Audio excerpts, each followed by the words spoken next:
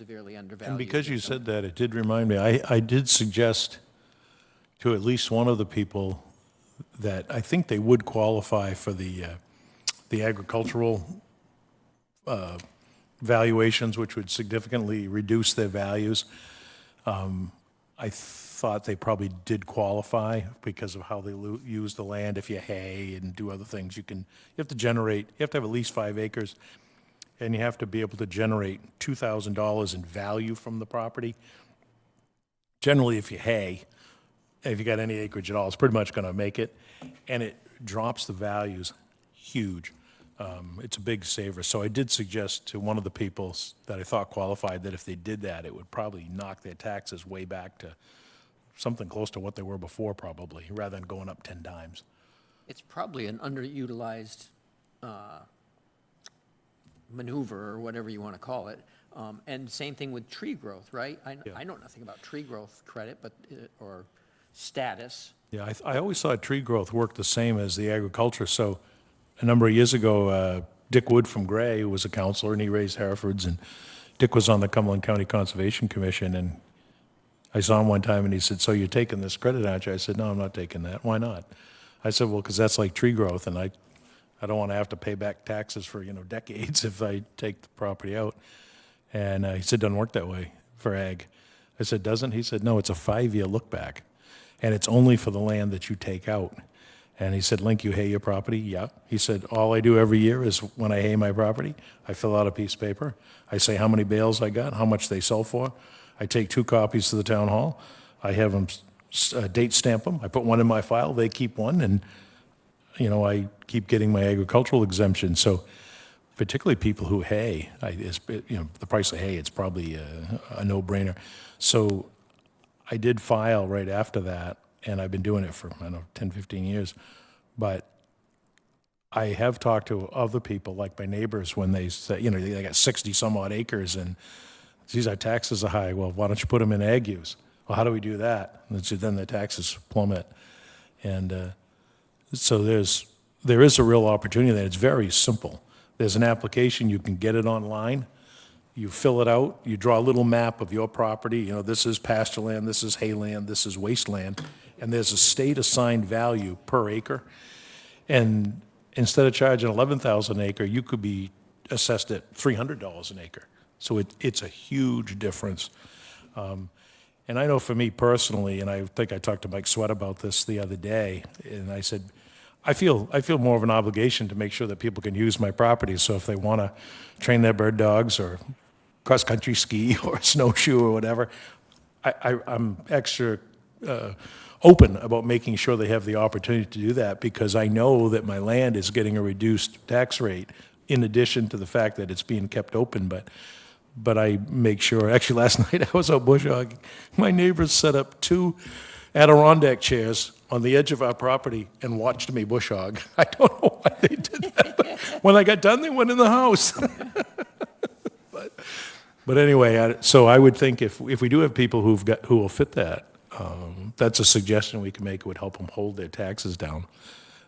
And that's a state program? Yeah, the state it's there's different programs. There's timberland or forestry, whatever. There's open space, and there's agricultural. And the only one I really know the details on is the ag, because I'm in it. But if you have 5 acres or more, if you can show you're producing $2,000 or more of value. And so for me, I go, raise a pig, raise a steer, have a garden, cut firewood, have blueberries, sheep, whatever, and cut hay. You can easily come up with $2,000 a year, and I think you only have to do that 3 out of 5 years. And all you do is fill out the form, you give a diagram of your property to the town, and then you just make sure that you are showing them that you're generating that revenue. The look-back period, if you have to take it out, is only 5 years. And so what happens is, let's say, if you weren't in ag use, let's say your property taxes on that land are going to be $1,000. And now you're in ag use and it's only $250, So there's a difference of $750 in taxes. If you decide you're going to take any of that property out down the road for whatever reason, they can only go back 5 years at the most. they can only take the land that you took out, and you pay the difference in taxes for what you did pay versus what you would have paid, and you pay interest on that. But it only goes back 5 years.